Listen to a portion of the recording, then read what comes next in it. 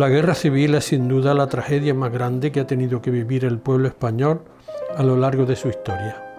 Así fue también en esta localidad de Posadas, un pueblo de tamaño mediano en pleno valle del Guadalquivir.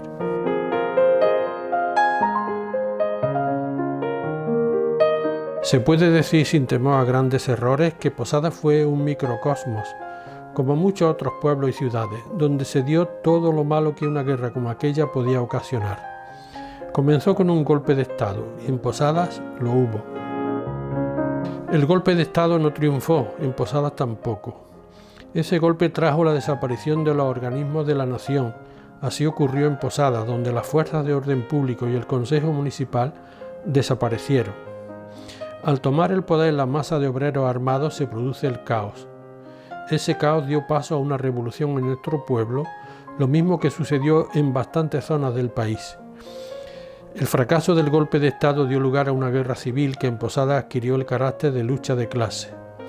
La guerra acaba con la derrota de las clases populares y la izquierda en general en toda España, y finalmente se implanta una dictadura que, usando una durísima represión como arma de terror, sojuzga a la población en beneficio de las clases dirigentes y de la Iglesia Católica que apoyó el golpe de Estado y la guerra.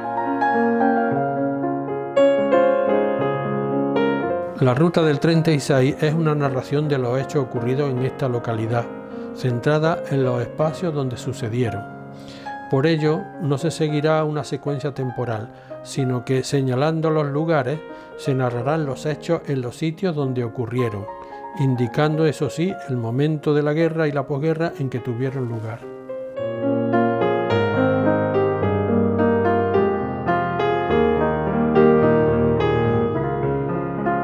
La guerra en Posadas tuvo estas tres etapas. Primero, golpe de Estado contra la democracia republicana el 19 de julio de 1936. Las milicias republicanas improvisadas hacen fracasar el golpe. Se crea el Comité de Defensa de la República. Esta etapa dura 5 días. Segunda, el periodo revolucionario que va del 23 de julio al 29 de agosto, algo más de un mes. El Comité de Defensa de la República pasa a ser Comité Revolucionario. Tercera etapa, ataque del ejército y evacuación de la población, seguido de una durísima represión y dictadura franquista que va desde el 29 de agosto de 1936 a la Constitución de 1978.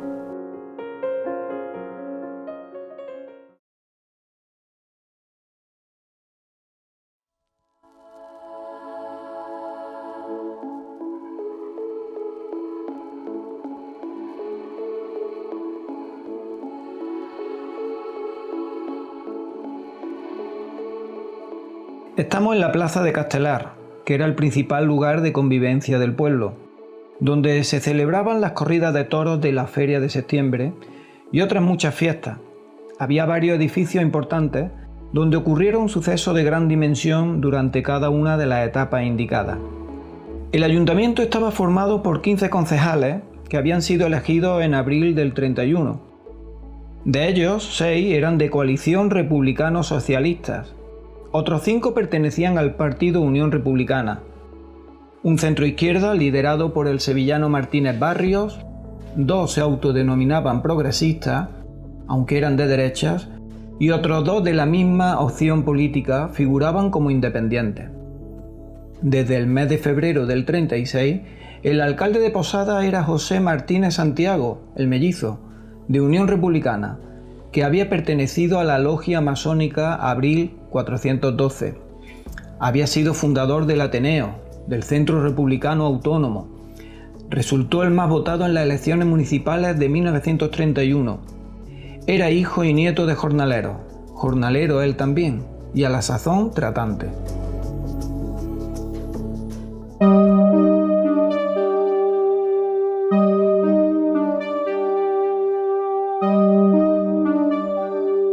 El Casino El Progreso había sido creado por la familia adinerada del pueblo a finales del siglo XIX y en él se reunía lo más granado de esa familia.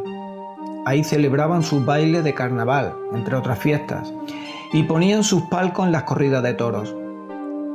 Fue incautado por el franquismo y convertido luego en cuartel de Falange durante la guerra.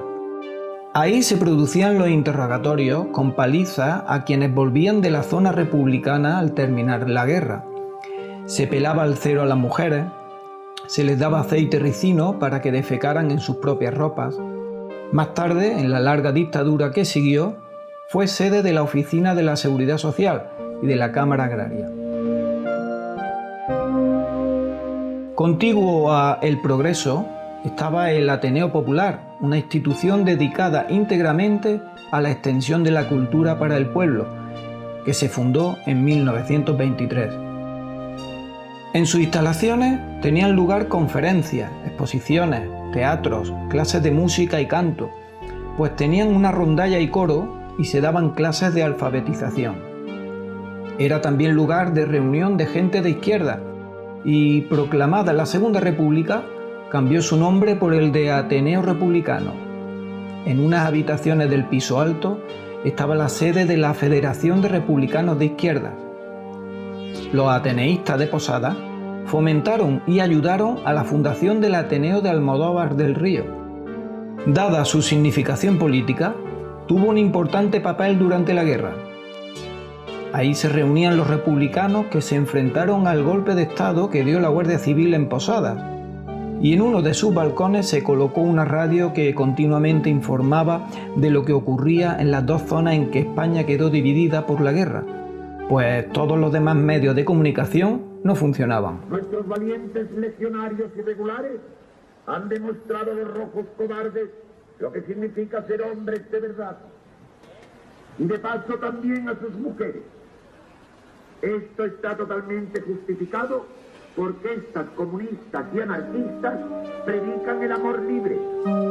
Ahora por lo menos sabrán lo que son hombres y no milicianos maricones. También fue incautado por el franquismo y la institución desapareció para siempre. En cambio, el Ateneo de Almodóvar sigue existiendo y tiene una importante actividad cultural.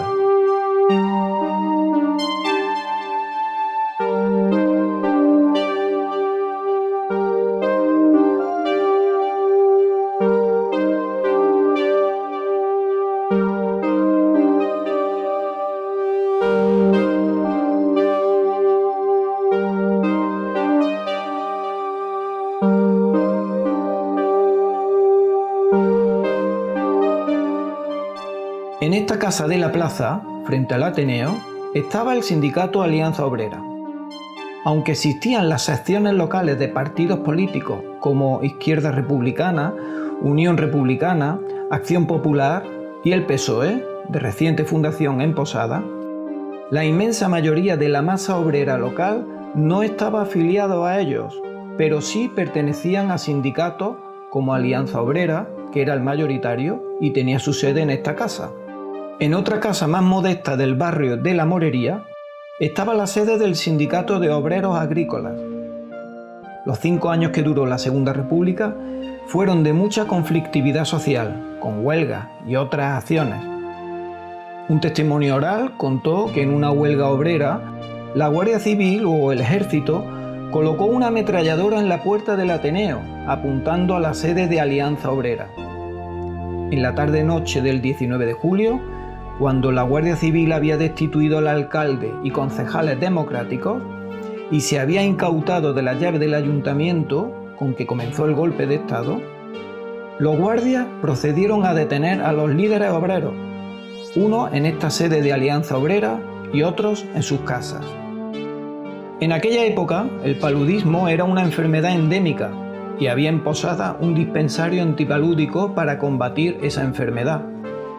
Tras el golpe de Estado y la detención de los líderes obreros, estos, en su gran mayoría jornaleros, huyeron al campo, recogieron escopetas por los caseríos y se acercaron al pueblo. Los guardias, viéndose en franca minoría, se refugiaron en el cuartel.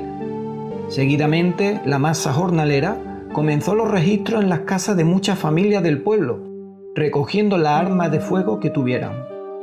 Y además, fueron deteniendo a las personas de derecha, especialmente a lo que ellos llamaban los señoritos, que eran encarcelados en el dispensario convertido así en cárcel improvisada.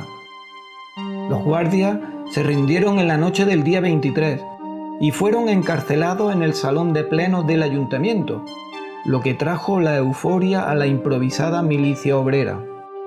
Pero en la mañana de ese día se oyeron fuertes explosiones. Era el ataque a cañonazos que sufría Almodóvar. Temiendo que ese ataque llegara también a Posadas, se produjo un caos colectivo. La gente comenzó a correr hacia las afueras del pueblo para protegerse.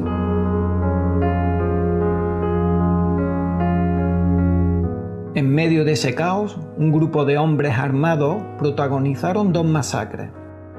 Mataron a tiros a varios de los guardias presos en el ayuntamiento y luego hicieron lo mismo en el dispensario.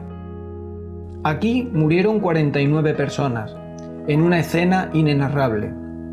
Un preso pudo huir por el tejado, otro escapó por la puerta y se refugió en una casa donde fue encontrado y asesinado. Algunos quedaron heridos en las distintas habitaciones del dispensario y fueron rematados a hachazos, que era el arma de muchos de los obreros milicianos.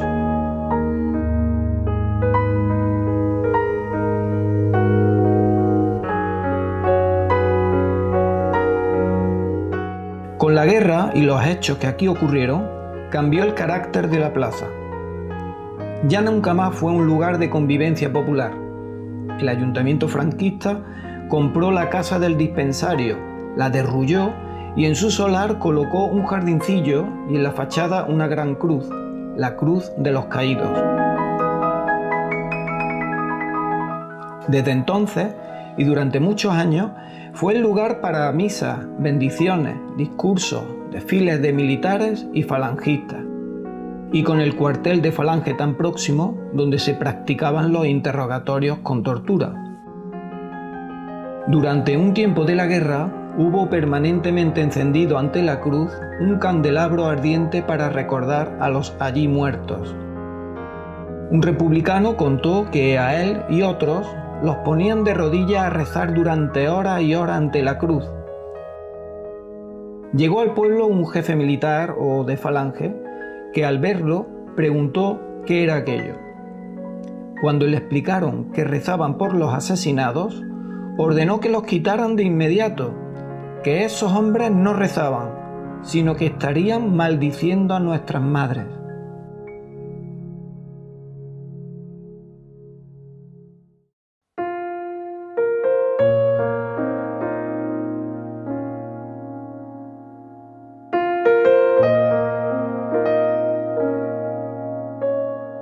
Salimos de la plaza por el norte y estamos en las 4 esquinas.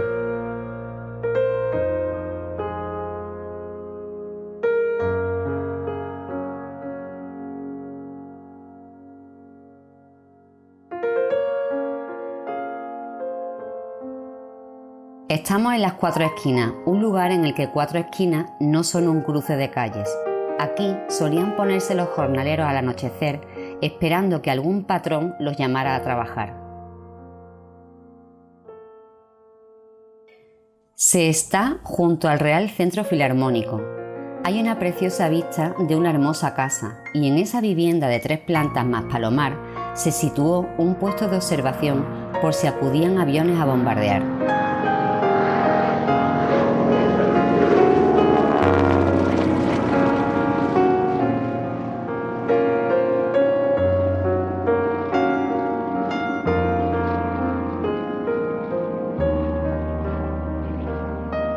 Aunque Posadas tenía una población similar a la de hoy en día, unos 7.500 habitantes, el casco urbano era bastante más pequeño.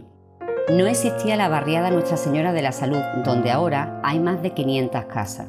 Tampoco el barrio El Pilar, las llamadas casas baratas, ni los pisos de la muralla y otros de posterior construcción. Las familias de la clase trabajadora vivían en casas de vecinos, cada una ocupaba 1 o 2 habitaciones. Había una cocina común con varios fogones y un solo váter, sin agua corriente para todos sus habitantes. Estas viviendas eran verdaderos hormigueros humanos.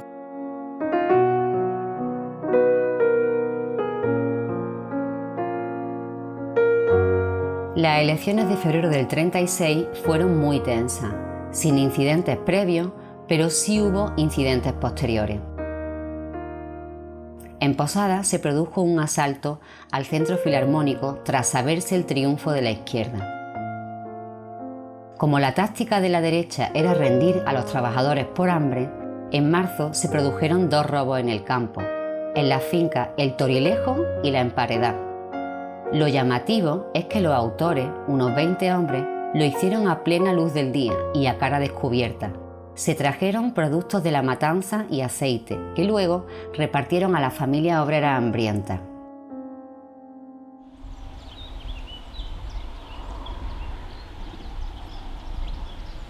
A principios de julio estaba planteada una huelga de la siega, un trabajo duro, a pleno sol, con la espalda doblada.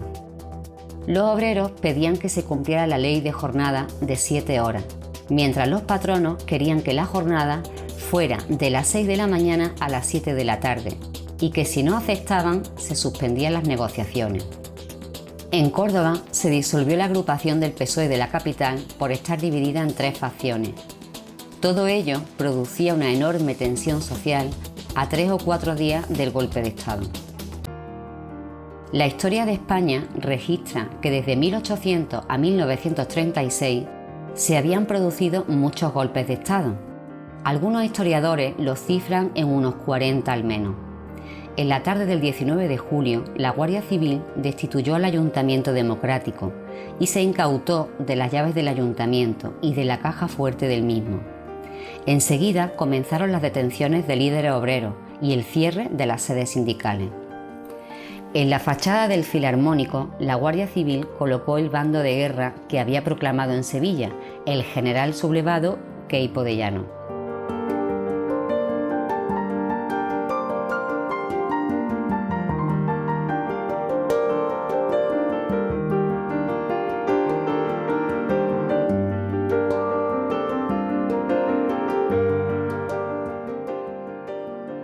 Algunos líderes obreros fueron detenidos en la sede de Alianza Obrera.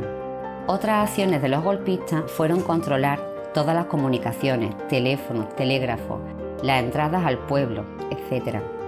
Los guardias registraron las casas de los dirigentes detenidos, requisaron algunas escopetas y se llevaron los receptores de radio de los bares para que la masa jornalera no supiera qué pasaba en el país.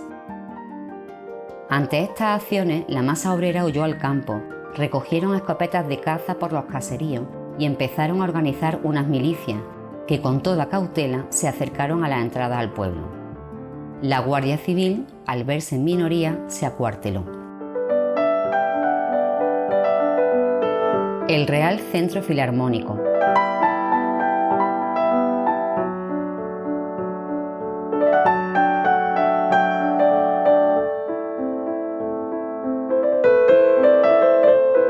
Había sido fundado en 1906 por un grupo de personas amantes de la música, con la finalidad principal de enseñar música a cualquier aficionado, crear una orquestina o rondalla y coro que amenizara los bailes que esa sociedad organizaba, sobre todo en carnaval y feria.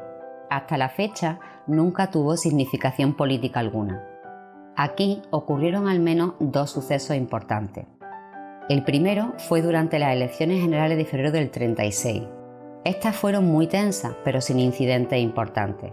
Durante la campaña electoral, el presidente, que era de derecha, politizó el casino y al conocerse el resultado y que ganaba la izquierda, se ausentó de Posadas temiendo algo. Y efectivamente algo sucedió. Un grupo de obreros de izquierda protagonizaron una noche el asalto al centro, causando daños por valor de unas 4.000 pesetas de entonces. El otro hecho ocurrió durante el periodo revolucionario, entre finales de julio y finales de agosto de ese año. Unos milicianos armados llevaron al centro a Rafael Siles, que era zapatero y músico. Le obligaron a abrir el armario donde se guardaban las partituras musicales y que separara las de contenido religioso, como podían ser misas, himnos, motetes, villancicos. Una vez hecho esto por Siles, forzado por los milicianos armados, estos llevaron las partituras al corral del casino y las incendiaron, una muestra más del profundo anticlericalismo de la masa jornalera en aquel tiempo.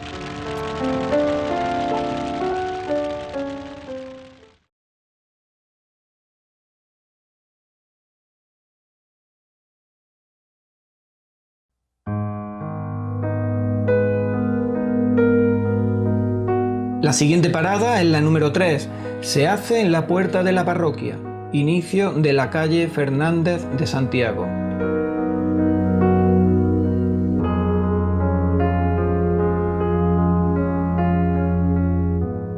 En los 5 días que van del 19 al 23 de julio, ocurrieron varias cosas importantes, algunas ya referidas, y también intentos de negociar por parte del Comité de Defensa de la República con la Guardia, para volver a la situación anterior y esperar hasta ver qué sucedía en el país, pero los guardias persistieron en su actitud, hasta que se rindieron en las primeras horas del día 23 en plena noche.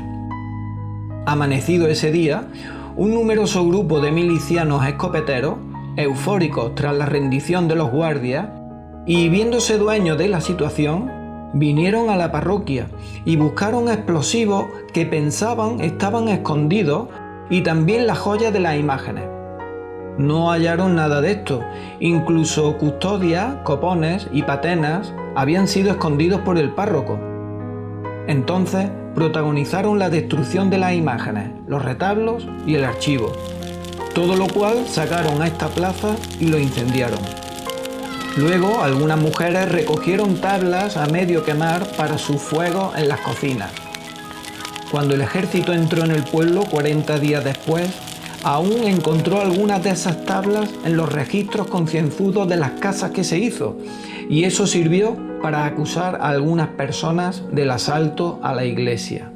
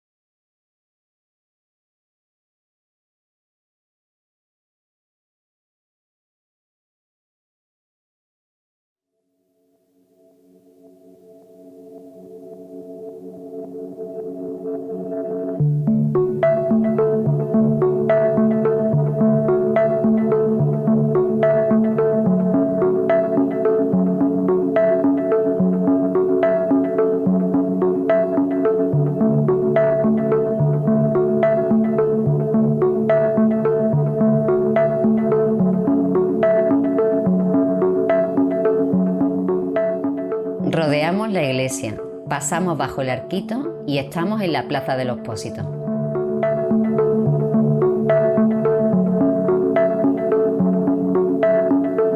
Es la plaza más antigua.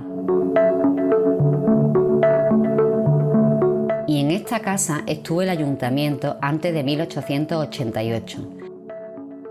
Frente a él estuvo el matadero y en la casa de la cara sur estaba el pósito municipal. Era este una institución municipal, un almacén de trigo y cebada que regulaba el precio del trigo para el pan, que era el alimento principal de las clases populares. Durante la guerra y posguerra probablemente fue cárcel y la gente le llamaba la higuerilla.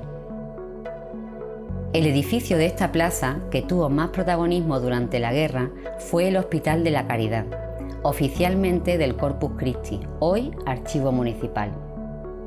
Antón García de Pineda, que probablemente era cura, fundó este hospital y dejó una herencia para mantenerlo a finales del siglo XVI y aún funcionaba en la época de la guerra que estamos contando.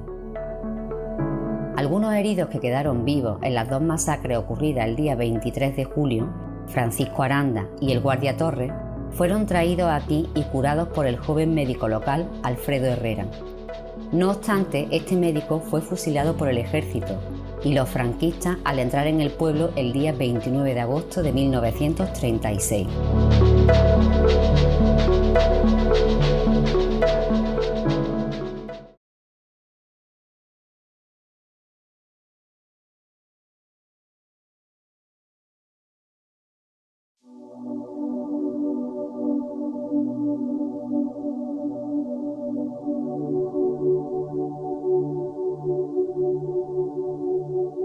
Salimos de la plaza por la izquierda de la fachada sur y llegamos a la calle Alcalá Zamora, hoy Blas Infante.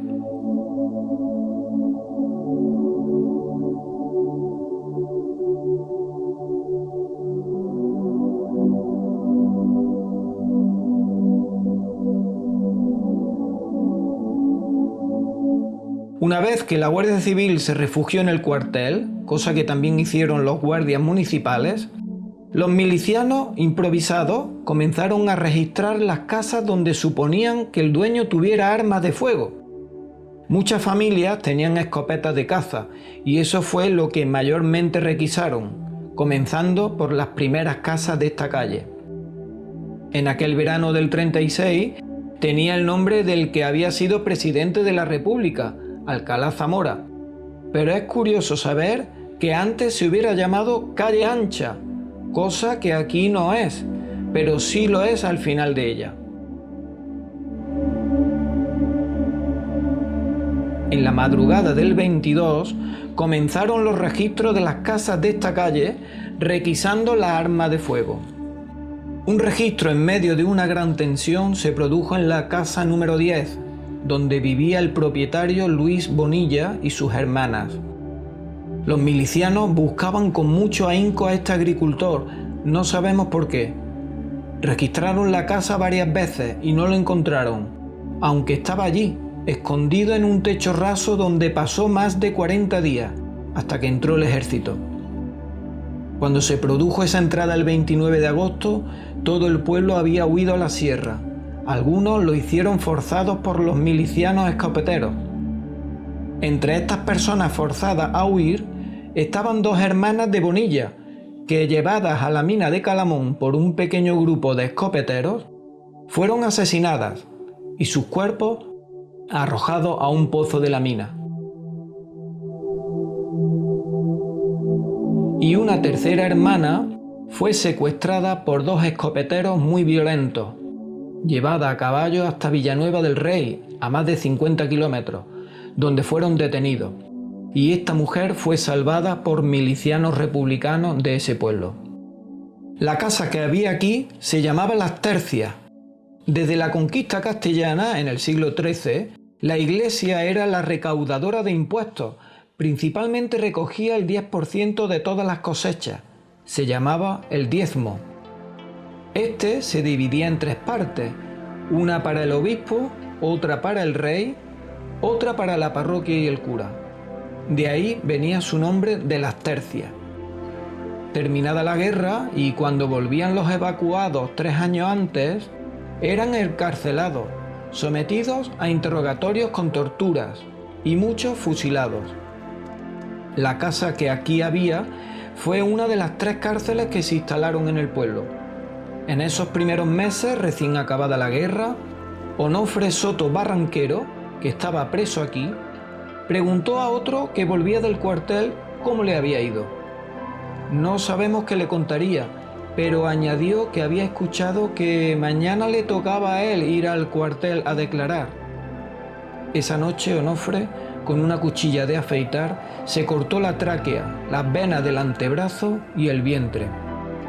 Desangrándose y con los intestinos fuera, se le obligó a declarar ante los guardias y el juez. En el consejo de guerra al que se le sometió está la cuchilla con la que se suicidó. Y no fue el único caso de suicidio de un preso así. Hubo al menos otro que incluso fue publicado en la prensa. Se llamaba Rafael Moreno Pérez.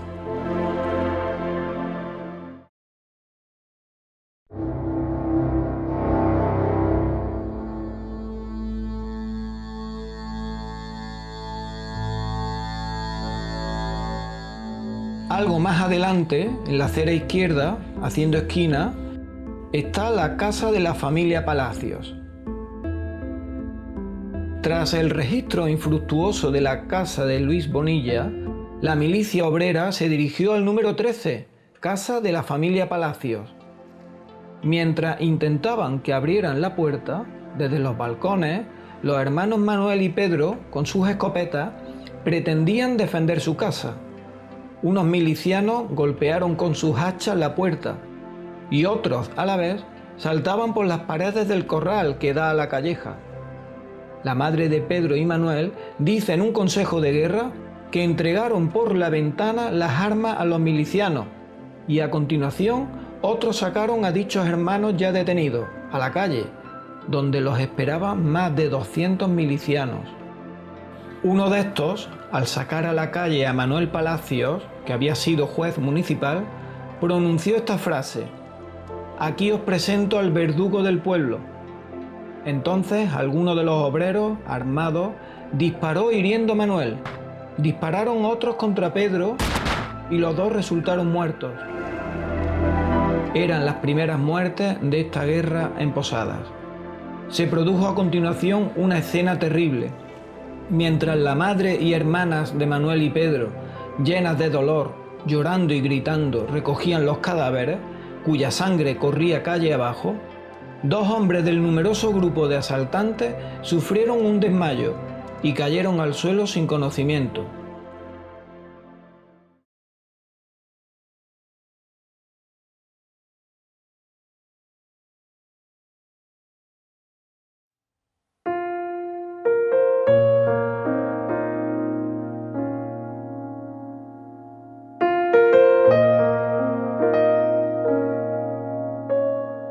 Continuamos adelante y llegamos a la fachada principal del Ayuntamiento de Posadas.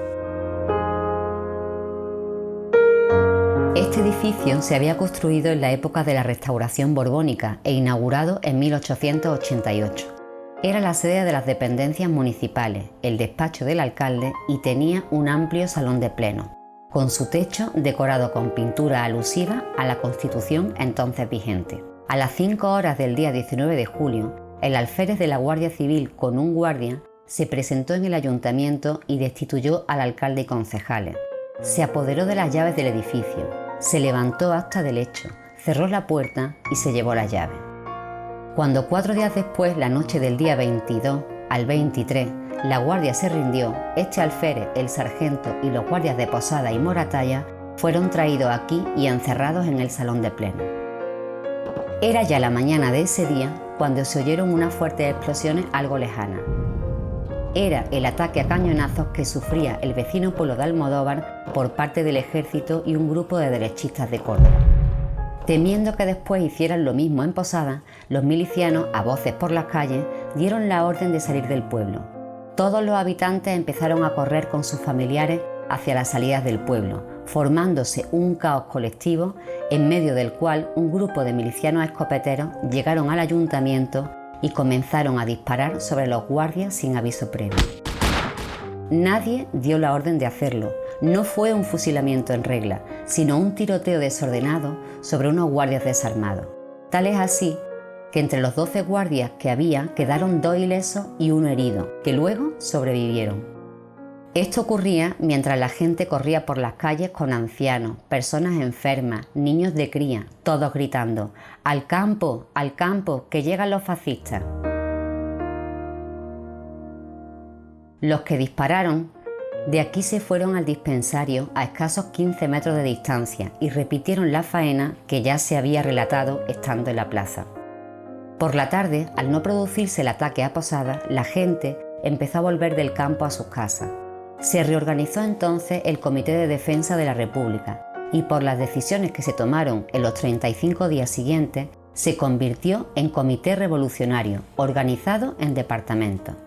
Se formaron más de 22 patrullas armadas de escopetas y hachas, cada una con un cabo y todas con 2 jefes, uno diurno y otro nocturno. Se organizó el reparto de alimentos y otros servicios públicos. Aquí, en el ayuntamiento, se reunía cada noche el comité y los jefes de cada departamento.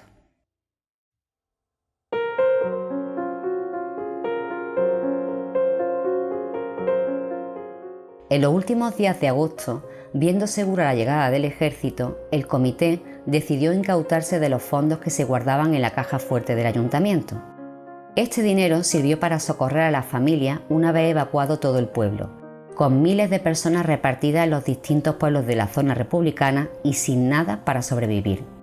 Terminada la guerra, el alcalde y los otros fueron acusados de robo por esta acción, pero eso ocurre en todas las guerras. Un bando no deja recursos que pueden caer en manos del enemigo.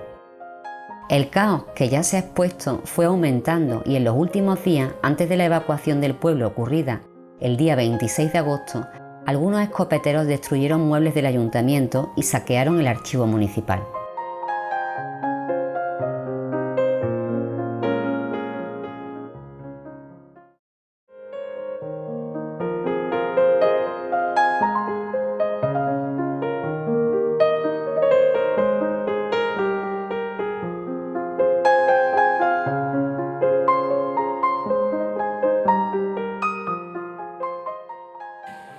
casa que hubo antes aquí estaba el cuartel de la Guardia Civil y las viviendas de los guardias. Muy cerca, en la esquina con Pablo Neruda, estaba el Casino El Liberal, y en otra casa grande, frente a la tienda chica, estaba la cárcel, que lo era del partido judicial.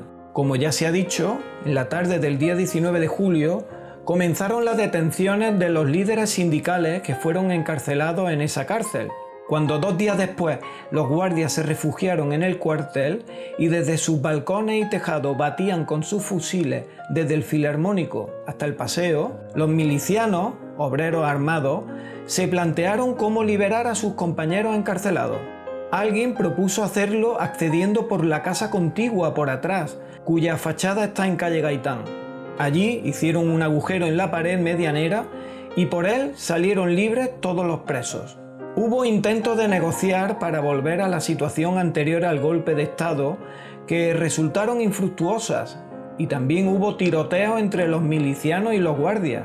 En el cuartel vivían las familias de estos, los cuales, viendo el peligro que corrían sus mujeres e hijos, hicieron otro agujero en la pared medianera de la casa contigua al cuartel y por allí pasaron a sus familiares, ya que la familia que vivía en esa casa se sabía que eran favorables al golpe de Estado. El cabeza de familia de esa casa, al saber que la guardia se había encerrado en el cuartel, pronunció esta frase: «La Guardia Civil nos ha abandonado». En la noche del 22 al 23, con la ayuda de milicianos palmeños, desde el tejado del Liberal lanzaron unos petardos sobre el cuartel. Entonces los guardias se rindieron saliendo a la calle desarmados, en camisa y con los brazos en alto. En fila fueron conducidos al ayuntamiento y encerrados en el salón de plenos. En ese breve recorrido, algunos guardias fueron insultados por algunos milicianos que habían recibido malos tratos cuando los sorprendían en el campo haciendo caza furtiva. Cuando los republicanos entraron en el cuartel, se hicieron con las armas de los guardias y, entre otras cosas, encontraron una lista que el alférez había hecho con las personas de derechas que se ofrecieron para secundar el golpe de Estado.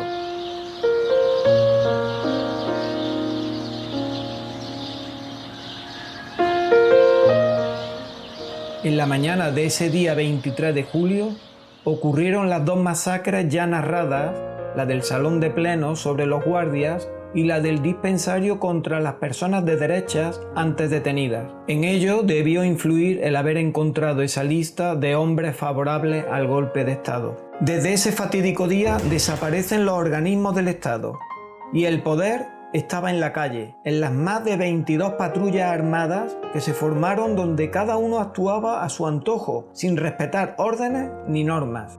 Así, unos 20 días después, en la noche del 10 de agosto, un grupo de milicianos dirigidos por un tal Diente de Oro llegaron de madrugada a la cárcel, donde estaban presos 7 hombres que habían llegado desde Lora del Río, algunos malenos y 2 guardias de Moratalla que se habían salvado en el salón de plenos. Sacaron a un grupo de 8 presos, los condujeron a la Sierrezuela y los fusilaron. Luego volvieron, se llevaron a los 6 presos restantes e hicieron lo mismo. Todo ello hecho por su cuenta, sin orden ni permiso del comité.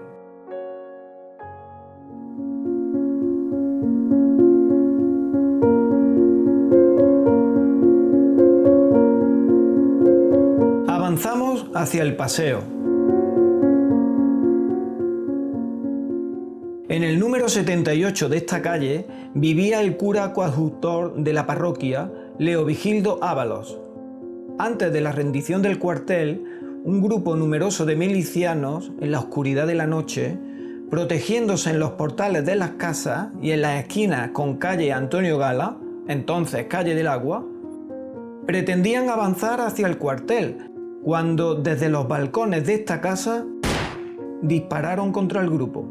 A hachazos derribaron la puerta, sacaron al cura y en la acera de enfrente fue fusilado. Su cuñado, que vivía en la misma casa, consiguió huir, fue perseguido y encontrado buscando refugio en una casa de calle Gaitán, donde también fue fusilado sin contemplación alguna.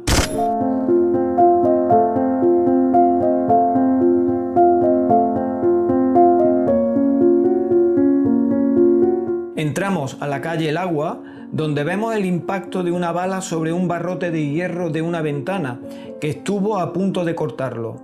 No se sabe quién, cómo ni por qué de este disparo, pero su huella ha permanecido más de 80 años.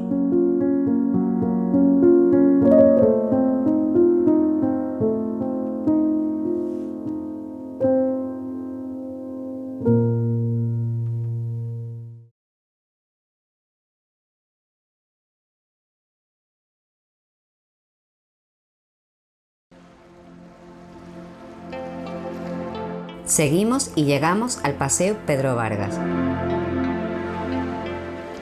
El edificio del Colegio Jesús estaba recién terminado de construir. Una de las grandes reformas de la Segunda República fue la educación. Con él, aún sin inaugurar, Posadas pasaba de tener 4 aulas a tener 12, pero llegó la guerra. Así que su primer uso no fue albergar niños para educarlos, sino servir de cuartel de las más de 22 patrullas armadas que se organizaron para defender a la República del ataque de los militares y la derecha.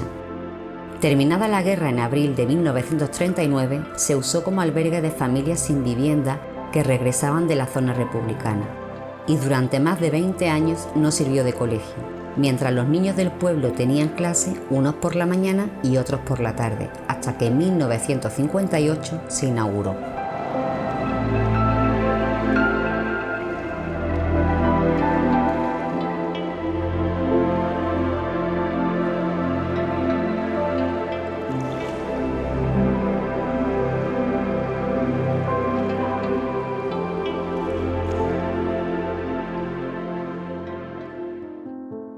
La ermita de Jesús Nazareno es también la sede de la imagen de la Virgen de la Salud, patrona del pueblo.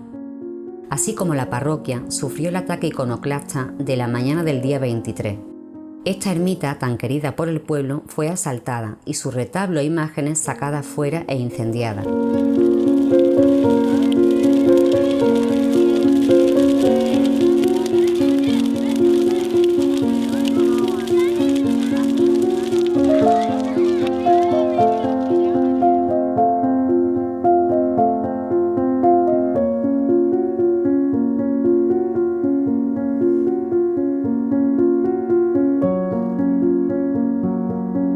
Durante el mes de agosto siguiente, muchas familias que huían del ejército que entraba en sus pueblos llegaban a Posadas.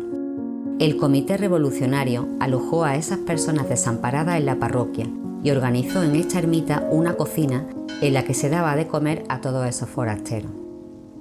Para hacernos una idea de cómo era la situación, hay un documento en el archivo municipal del ayuntamiento, ya franquista, tras la entrada del ejército, que dice que salieron de Posadas a finales de agosto unas 20.000 personas, cuando la población era solo de unas 7.500.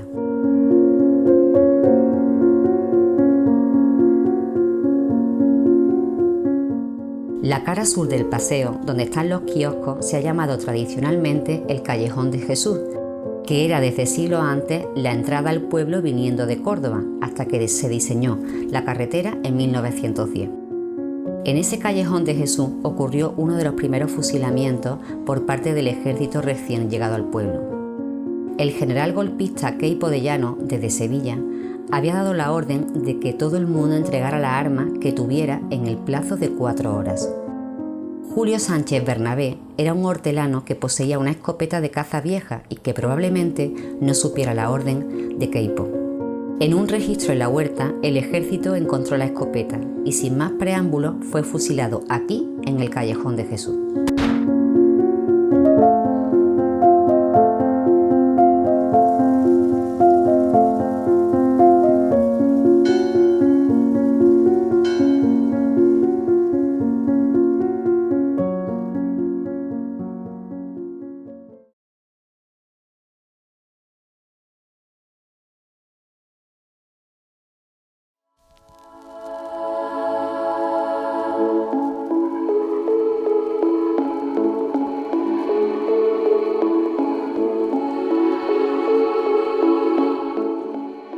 Iniciamos la calle Gaitán y paramos ante la casa de la familia García. Esta es una de esas casas lujosas de las familias de la burguesía agraria a quienes los jornaleros llamaban señoritos y que de vez en cuando algunos de sus trabajadores, para referirse a ellos, decían mi amo. En ella vivían 3 hombres: Manuel, que era juez municipal, Rafael, estudiante de medicina, y José María, el más joven, además de varias hermanas. En la mañana del día 22, con la Guardia Civil acuartelada y en medio de una gran tensión social, un grupo de escopeteros vinieron a recoger las armas que tuvieran. Al verlo, los 2 hermanos mayores, desde los balcones, pretendían defender su casa con sus armas, cuando Josefa, una de sus hermanas, abrió una ventana en la planta baja y se asomó. Casi sin mediar palabra, uno de los que pretendían registrar la casa, conocido como el pajaritero, disparó su escopeta hiriendo a Josefa. Manuel y Rafael pidieron que viniera un médico a curar a su hermana, pero los escopeteros dijeron que no vendría nadie hasta que entregaran las armas. Hecho esto, vino el médico don Alfredo Herrera, mientras los 2 hermanos, Manuel y Rafael, eran conducidos presos al dispensario. Allí, al día siguiente, en medio de la masacre que tuvo lugar, murió Manuel. Rafael se salvó porque le habían dado permiso para venir a curar a su hermana herida, ya que era estudiante de medicina y algo sabría hacer al respecto. Muy cerca de esa casa estaba el Colegio Gaitán, que 2 hermanos curas habían fundado unos 150 años antes. De aquel edificio solo queda ahora la capilla, que también fue asaltada en medio del furor iconoclasta. Un grupo de escopeteros sacaron a la calle algunas imágenes con sus ropajes y le prendieron fuego, lo cual era visto por los vecinos a través de las ventanas de las casas próximas. Cuando todo ardía, salió de la capilla un personaje local llamado Manolillo el de las tortas, un hombre algo deficiente que vendía dulces por las calles con un canasto en el brazo. Llevaba un manto de la Virgen con el que hizo ademán de torear y luego lo arrojó al fuego. Terminada la guerra, fue juzgado, condenado a 12 años y murió de hambre y enfermedades en la cárcel.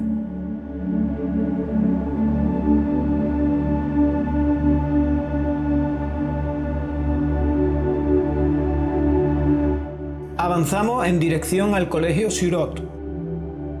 Este edificio es el primero que se construyó en Posadas para la educación de la infancia. En aquel tiempo llevaba el nombre de Joaquín Costa, un pensador y escritor español preocupado por la mejora de vida del pueblo. Apenas sufrió daños durante el dominio obrero, pero tras la entrada del ejército y los fascistas el 29 de agosto de 1936, todas las casas del pueblo fueron registradas. La mayoría habían quedado deshabitadas porque el 90% de la población se evacuó a zona republicana. En esos registros que hizo el ejército se requisaba todo lo que hubiera en las casas, como muebles y enseres, y se almacenaban aquí.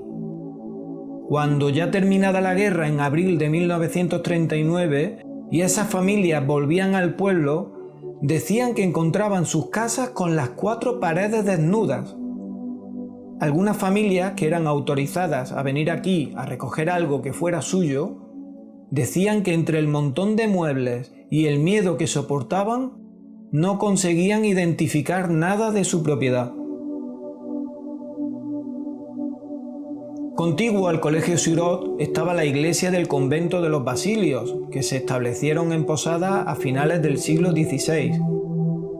De todo el convento, que era muy extenso, solo quedaba la iglesia, cuya portada lateral se ve aquí. Como los demás templos católicos de Posadas, fue asaltada y su retablo e imágenes quemados. La nave del templo se convirtió en almacén de alimentos o economato, a donde se traían los víveres de las tiendas y huertas del pueblo, que luego se repartían con vales a la población. De modo que en aquellos 34 días del periodo revolucionario, todas las familias disponían de los mismos alimentos. Dentro del comité, el departamento de abastos que dirigía el que era alcalde, José Martínez Santiago, apodado el Mellizo, se preocupó mucho de que no faltara la comida en cada casa.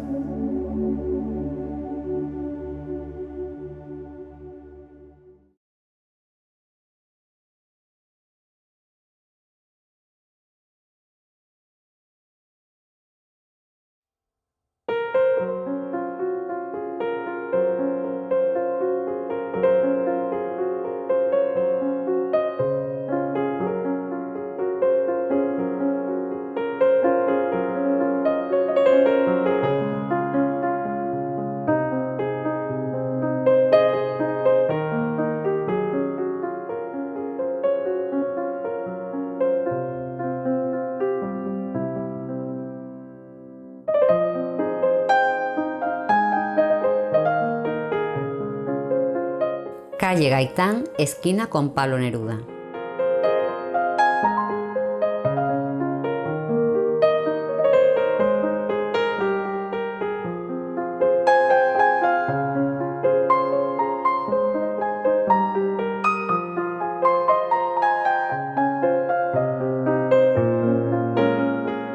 La casa número 39 de esta calle es la que ocupó el comandante Baturones, tanto para su residencia personal como para sede de su cuartel general. A la entrada del ejército, aún posadas casi por completo vacío. Y aquí dio la orden de fusilar a un niño de 13 años que, sin él buscarlo, encontró una pistola en el tejado de una casa del campo. Unos soldados le mandaron recoger unos palomos que habían matado para comérselos y allí encontró la pistola, que era del dueño de la finca.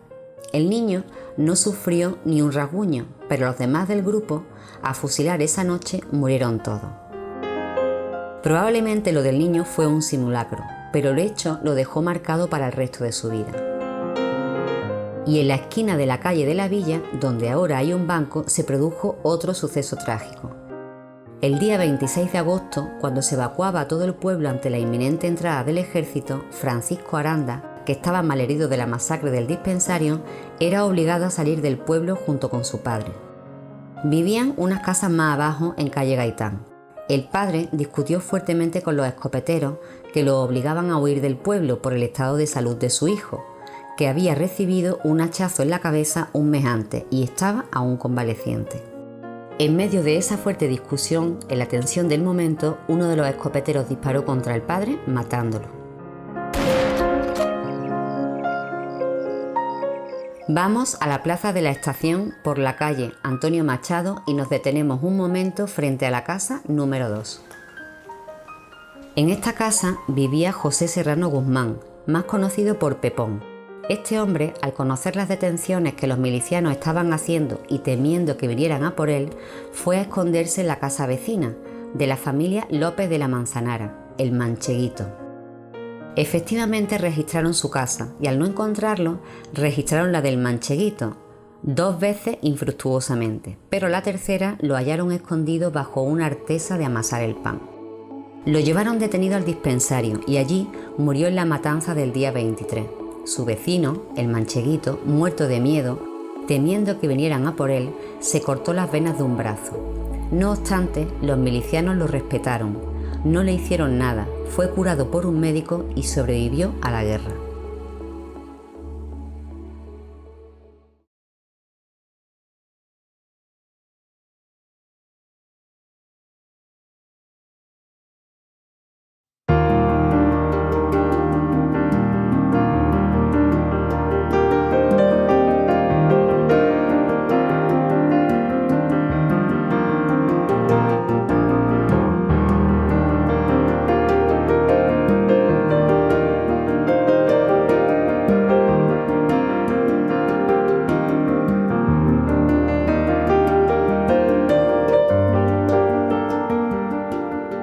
Continuamos hasta la plaza de la Estación.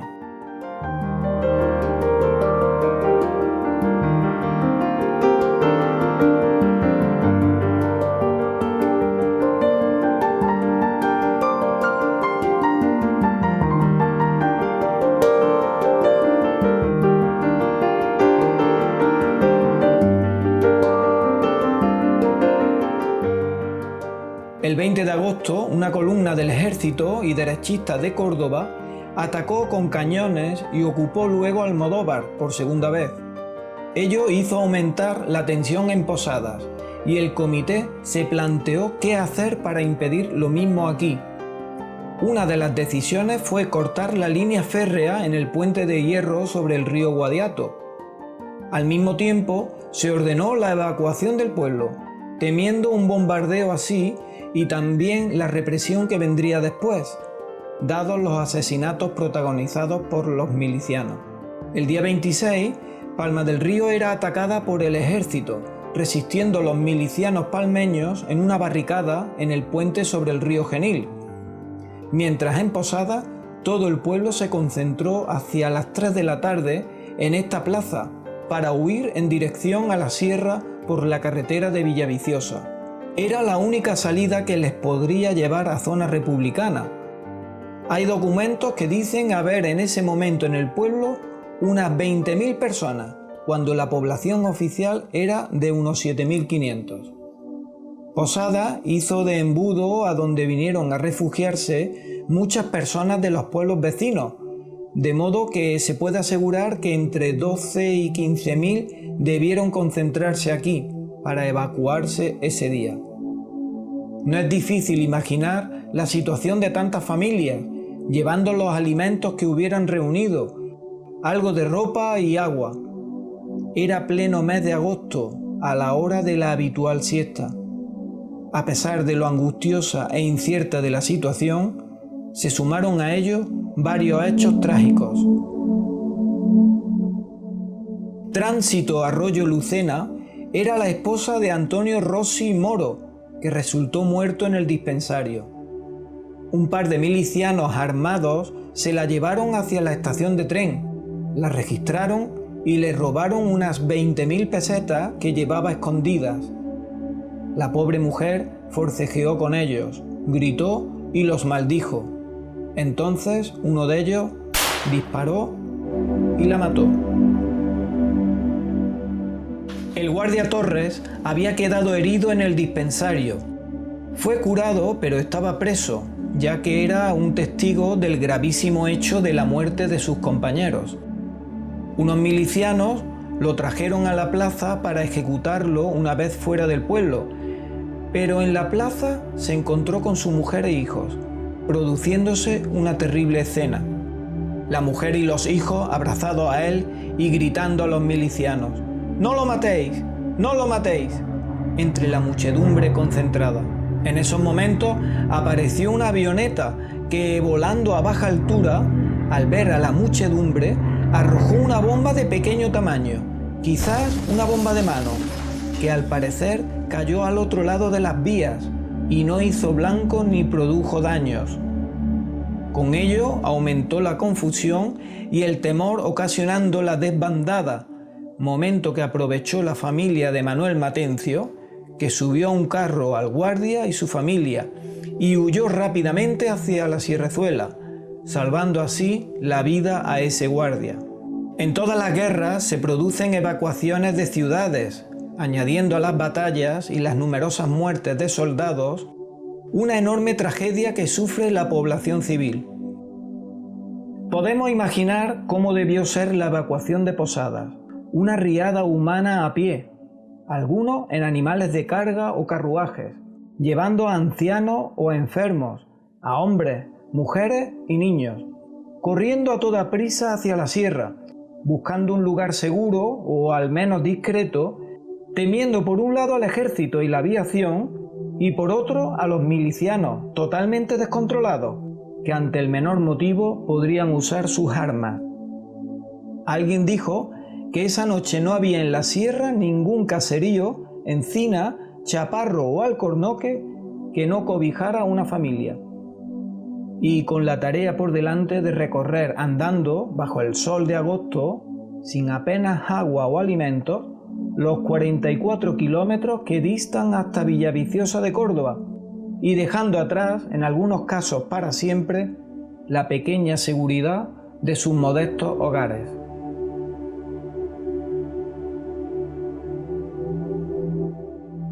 Tres días después, el 29 de agosto, poco después de amanecer, Las pocas personas que habían quedado en Posadas, unas escondidas y otras impedidas para huir por su estado de salud o su avanzada edad, oyeron unas explosiones que cayeron en los alrededores del pueblo.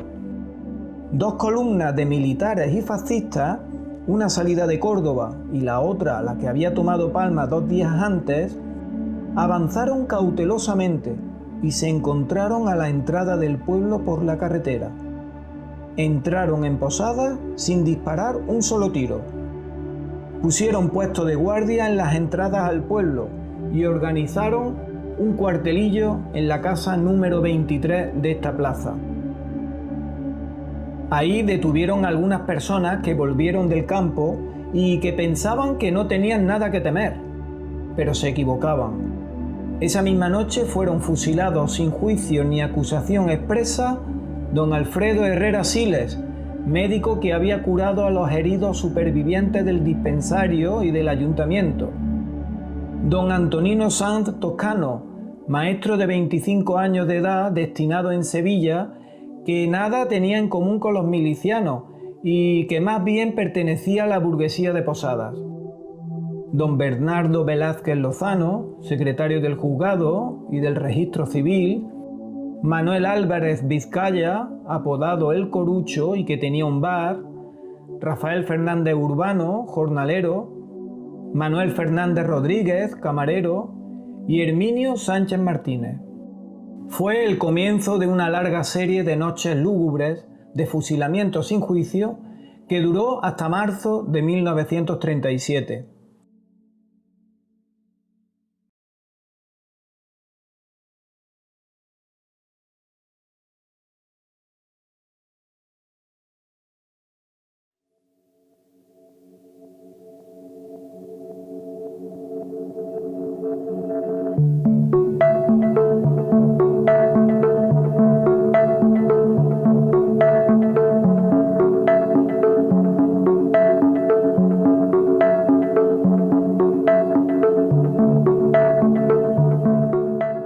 Cementerio Municipal de Posada. La Segunda República había secularizado los cementerios. Antes eran cementerios católicos y los fieles a otras creencias se enterraban aparte. Implantada la dictadura de Franco, volvieron a separarse a los muertos según su religión y finalmente, con la democracia, se volvió a que los muertos sean todos iguales, sin distinción de creencia. La noche siguiente al fatídico 23 de julio, se trajeron a los guardias fusilados en el salón de pleno y a los del dispensario y se enterraron en una fosa común. Luego, en ese lugar se erigió este mausoleo en buena parte pagado por el ayuntamiento, es decir, con dinero público. El alcalde republicano José Martínez Santiago, tras las 2 masacres indicadas, ordenó que esas muertes fueran inscritas en el registro civil de Posadas, intentando así mantener la legalidad civil republicana, en contraste con lo que hacían por toda España los militares sublevados y la derecha, que no documentaban los fusilamientos que hacían. Por ello, los republicanos fusilados eran convertidos en desaparecidos. Aún hoy, más de 80 años después, hay unos 120.000 desaparecidos en toda España fusilados por el ejército y los falangistas, que son buscados aún por sus familiares. La misma noche siguiente a la entrada del ejército, el 29 de agosto, fueron fusilados en la pared exterior del cementerio al menos 7 hombres de entre la poquísima población que no se evacuó. Sus cadáveres se pusieron sentados en el suelo, apoyados en la pared mirando a la carretera, y algunos fueron vejados. Al médico, don Alfredo Herrera, le colgaron un fonendoscopio y al maestro, don Antonino Sanz, le colocaron un babi escolar. La postura, mirando a la carretera, era un aviso de lo que esperaba a quienes volvían del campo al pueblo. Luego, se les enterró en una fosa común sin permitir a las familias ningún ritual de entierro. Estos fusilamientos indiscriminados tenían además la finalidad de paralizar por el miedo cualquier intento de oposición a la sublevación, por pequeño que fuera. Obedecían a las órdenes del general Queipo de Llano en Sevilla, y se practicaron por lo menos hasta marzo del año siguiente, 1937.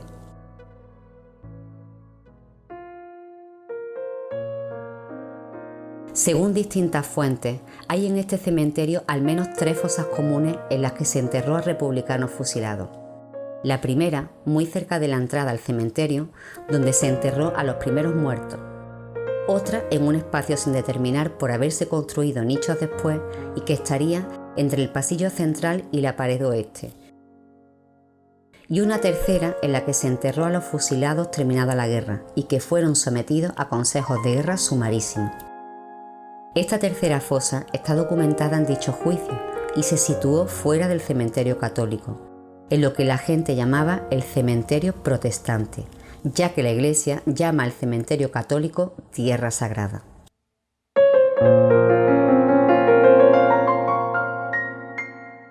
Pasados unos años, durante lo que los historiadores llaman el primer franquismo, las familias del médico y el maestro consiguieron permiso del gobierno civil de Córdoba para sacar de la fosa los restos de sus deudos y darles digna sepultura en un nicho. Tuvieron que pasar 80 años para que los fusilados por los franquistas, que eran republicanos que defendían la democracia, tuvieran algún tipo de recuerdo y reconocimiento. Además de señalar el lugar de las tres fosas, el ayuntamiento colocó esta placa con la poesía que esta mujer dedicó a su hijo de 2 años cuando se la llevaron junto a su suegra para ser fusilada, solo por ser esposa y madre del líder obrero Juan Alonso Herencia.